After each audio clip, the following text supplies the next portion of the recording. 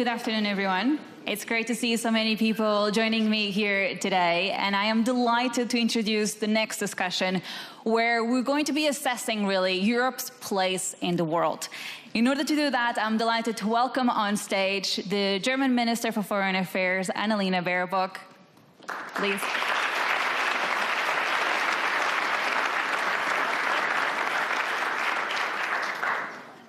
The UK's Foreign Secretary, David Lammy, as well.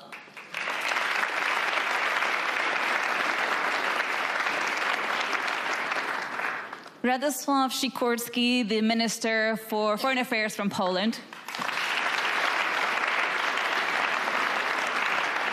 And last but not least, Jean-Noël Barrot, the Minister for Europe and Foreign Affairs from France.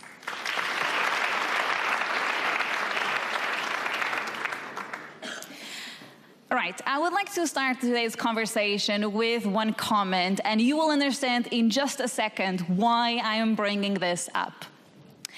Right now, it's not clear whether Europe will even have a seat at the table when the war against our country ends. Will President Trump listen to Europe, or will he negotiate with Russia and China without Europe? Ladies and gentlemen, these words were of President Zelensky just a couple of weeks ago at the World Economic Forum.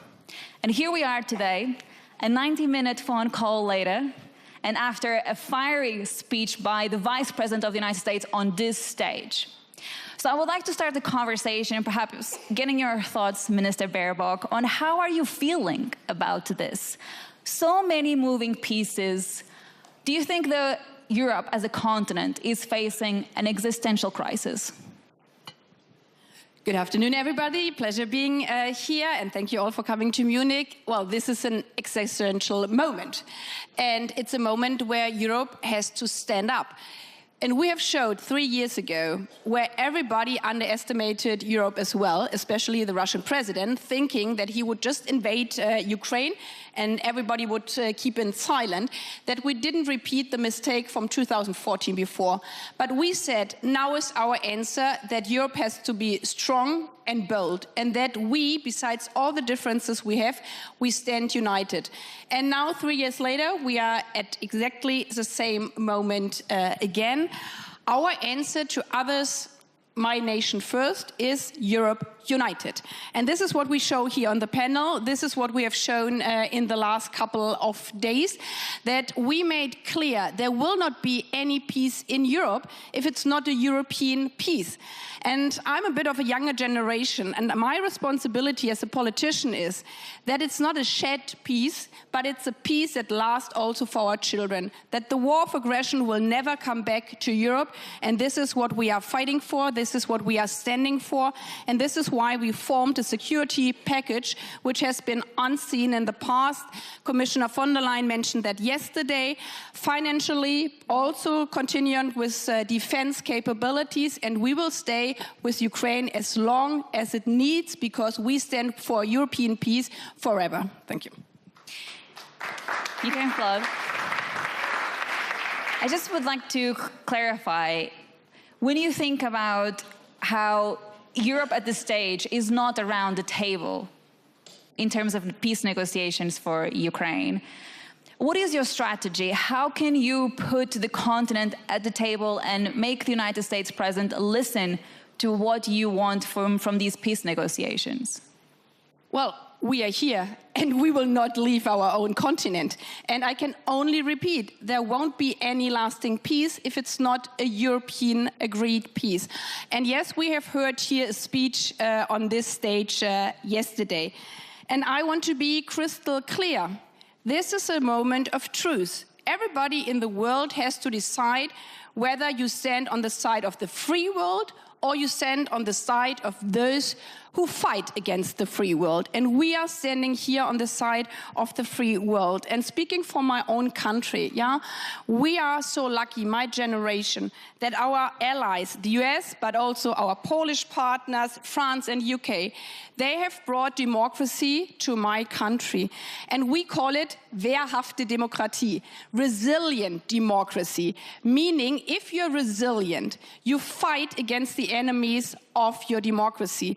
And our biggest enemy, and this is where I might disagree with the speech from yesterday, our biggest enemy at the moment is Putin's Russia, because he has declared war on our European peace and on our European democracy. And this is why my oath I swore as a politician in a democracy of Europe is to defend this democracy against the enemies from outside, but also to defend it against the enemies from inside. This is also called wehrhafte Demokratie, resilient democracy.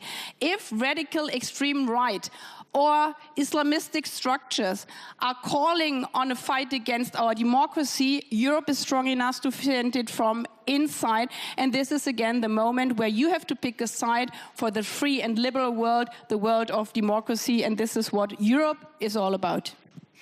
Minister Sikorski, I'll come to you then, because obviously the words from the Vice President was very much the threat is from within, but the Minister is highlighting that it's actually an external pressure. How do you assess this? Where is actually the threat? In Poland, we have no doubt that the threat to Europe, to liberal democracy, to decency comes from Putin's Russia. Numerous war crimes have been committed. Vladimir Putin is an indicted war criminal, and he's also made Russia more authoritarian than the late Soviet Union. There are now more political prisoners in Russia than under Brezhnev. Coming back to your earlier question, I'm not too worried about Europe not having been consulted before the core. I think the core was a mistake. I argued against an early summit because it vindicates President Putin and lowers morale in Ukraine. But when President Trump says that as part of a deal, there will have to be European troops, well, we'll have to be asked to supply them. So sooner or later, we'll have to be involved. But in a broader sense, this is a crisis and a result of Europe having consumed peace dividend for too long. In Poland, we've had a super law guaranteeing the defense ministry 2% of GDP for 20 years. We are now at 4.7 because we are scared enough. And lastly, President Trump has a method of operating which the Russians called razvedka bojem. Reconnaissance through battle. You push and you see what happens, and then you change your position. Legitimate tactics. And we need to respond. And I'm very glad that President Macron has called our leaders to Paris tomorrow, and I expect them to relate to this in a very serious fashion. One of the comments from President Macron actually has been that we can't just buy we can't just buy external defense. He has a very strong opinion towards buying more European defense. But how can you, Minister Barrot, actually ask your European colleagues to buy more European defense? Because some of them believe that the way to convince Donald Trump is actually to have further deals. Well, let me first try to fight against some form of Euro-bashing or Euro-pessimism. We here on stage, and many of us, are proud to say that we believe that Europe is a superpower. Europe is the place where COVID-19 has been fought against the most effectively.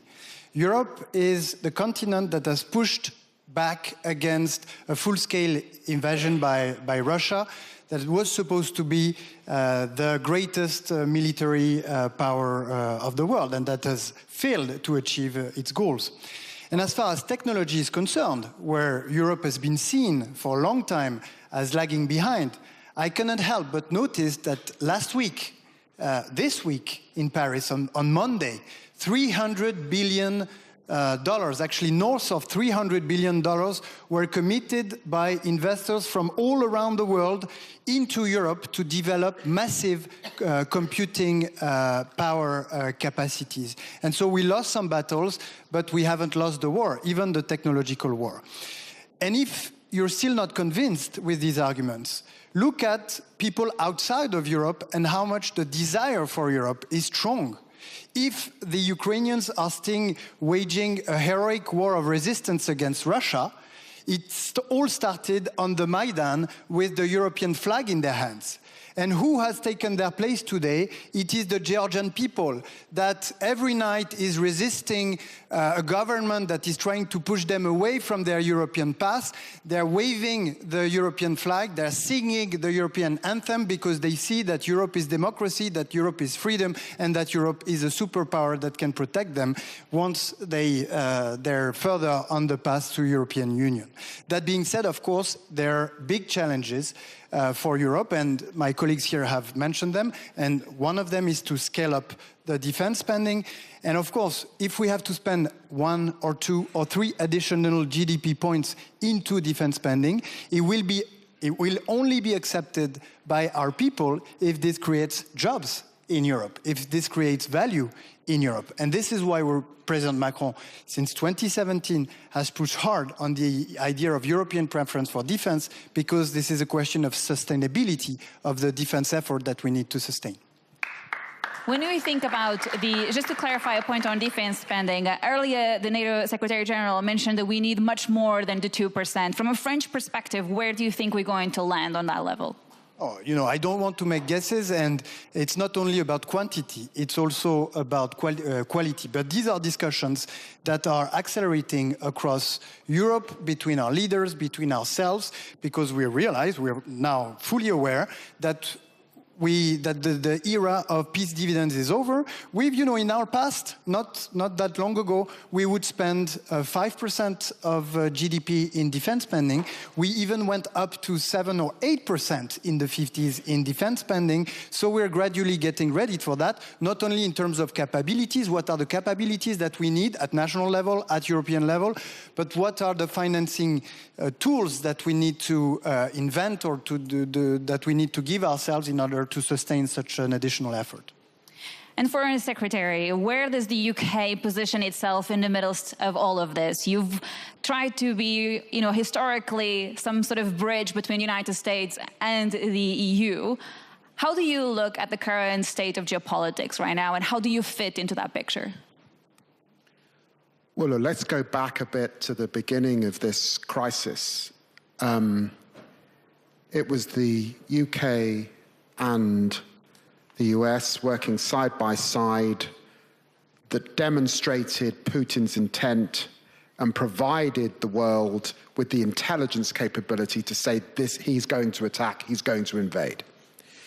In the United Kingdom, there is a cross-party consensus that we continue to support Ukraine. I was in Kyiv just 2 weeks ago. What I saw were apartment buildings blown to smithereens, people sleeping in their beds, dying overnight.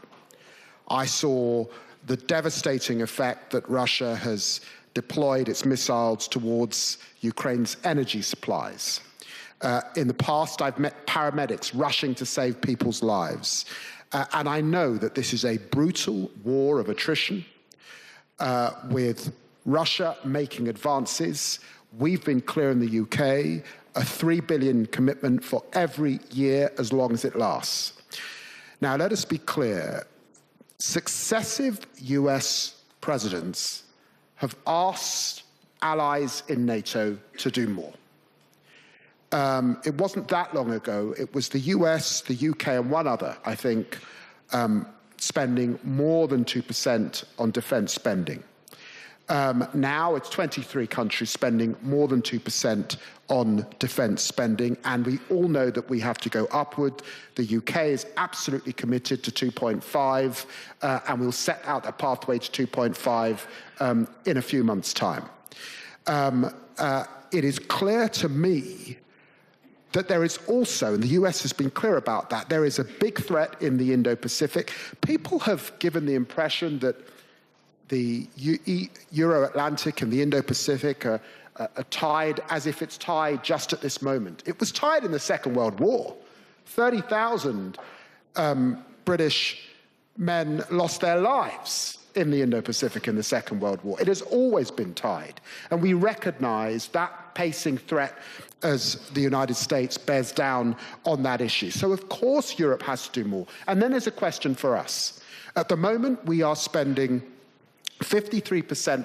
We're committed to that money on military spend towards Ukraine. 60% now is coming from Europe in terms of overall aid to Ukraine. So we have stepped up. But there is a question for Europe. If we look at GDP combined, it's about 0.01% that we are spending on that fight for Ukraine. We know this is the front line, not just for Ukraine, but for Europe. We know, too, that even when we get to a negotiated peace, Putin will not go away. So this is an existential question for Europe. We meet that question alongside the United States. At an appropriate time, we will get into a debate about security guarantees. And there will be an arrangement, of course, but quite rightly, we say that there is an irreversible pathway for Ukraine towards NATO. That is the cheapest, and it is the best mechanism to secure peace, not just in Europe, but across the Euro-Atlantic. When it comes to that NATO membership, though, I just would like to get your thoughts on some of the comments we've heard already at the Munich Security Conference, suggesting that perhaps the best way, the best security guarantee we can do at this stage is telling Ukraine, if Russia invades you a third time, then you will immediately be part of NATO. Do you think that's too late? Do you think that's not good enough as a security guarantee? There's tremendous complexity when we talk about security guarantees, and actually in different theaters of conflict, you see different types of security guarantee. I was in Ukraine a month before the war broke out, and at that time, the OSCE was effectively the safeguard of that guarantee. And there was a monitoring mechanism. It was breached 20 times by the Russian. We cannot go back to that. We cannot go back to Minsk. That won't work. But it's also true that when we look at the border, this is 1,200 kilometers of border. There are 250 brigades currently facing off against each other. This would take tremendous manpower and resource. This is also a theater of conflict where we've seen major advance, drone technology particularly, and the capability now in Ukraine is tremendous. That may assist us with the guarantees that we need. But in the end, we will have to come to an arrangement whereby Ukraine has the guarantee and we have the collective guarantee that if Russia breaches a guarantee, we can act. And that is enough of a threat that they don't breach the guarantee. And those are the questions that we will need to get into in the months ahead. Minister Sikorski, Ms. Verwerk, we both asked to come on this, so I'll start with you, Minister Sikorski, please. Well, Ukraine already has guarantees that have proven to be empty. Ukraine gave up what was at the time the third largest nuclear arsenal to Russia in return for Russia's guarantees of inviolability of borders, and they were joined by the US, UK, France, and China, and yet have not been acted upon. What you're suggesting is that we give a guarantee when Russia invades. What do you mean by that? Does that mean we then go to war with Russia? Because that is what it has to mean if it is to be credible. There is nothing more dangerous in international relations than an empty guarantee. It harms the recipient because it makes them too brave, and it harms the giver because it passes on the decision about the conflict to the recipient. We shouldn't go there. If we want to give guarantees, we have to mean it. Minister Verwerk, you also want to comment on this. Yes, and maybe connect again with your first question, because you said, as if it is already written in stone, yeah, who's at the table and who's not at the table. The talks here at the Munich Security Conference, and this is why we are all here, speaking in times of crisis is most importantly. We have heard, especially as Europeans, and you asked David about EU. I mean, we are sitting here as Europeans, EU plus UK, and there's no differentiation between us here. We made that clear in Paris 2 days ago in a common statement. And what we have heard here as Europeans altogether is that there are different thoughts from the American side. We read many things in the newspaper, heard here also in our discussions that this was not meant or is not true or whatsoever what has been written in newspapers, but kind of it doesn't matter because reality is on the ground. And this is why the moment for us Europeans is so important, what we have said for 3 years' time. We have elements for peace on the table. It's not that we haven't spoken about peace. The most easy way out is that Putin understands this was a big mistake, bringing thousands of deaths to its own country. I withdraw my troops. If this element is not possible at the moment, we have to look at other elements. But the most important one is not to withdraw some elements right now and say they are not on the table anymore, because then your options are very limited. And also think about what would peace mean, not only for Ukraine, but for Moldova, for the Baltic states, for whole Europe. What would a peace mean if the peace is not a peace for NATO? I mean, Putin has made very clear this is not only a war on Ukraine, this is most of all a war on NATO, on the Europeans, on the Americans and the free world. So a peace would mean that at the end NATO is not being destroyed, but like now NATO is stronger than ever before. And we celebrated 75 years of NATO altogether and remembered the quotations in Washington with Truman citing, this alliance is there, that politicians can focus on the real things of life, that people can go to school, that they have a decent life, that they can have a life where they care for the families. And if this is the idea also for the new US administration, the best thing would be to remember Truman, that the alliance has to be strong. And this is why also you asked now at the end, in Washington, D.C., we all together declared the pathway for Ukraine lies into the way into NATO, and nobody from us has taken it off the table. And therefore, it's, for me, very important to say right now, it would be even the cheapest way if there is this NATO option on the table, because as has been said, if we employ thousands of soldiers, this costs a lot of money. If we are saying we have to increase the military support for Ukraine so much, it costs even more money. So if we are talking business and if we are talking money and deals, the question what would be the best and therefore also the best win for us all has more dimension than just a deal which lasts 3 weeks long and then it's nothing worse anymore. Minister Baerbock, I also would like to ask you to comment on the earlier comments from Minister Barrot regarding spending on European defense. He made the comment that it's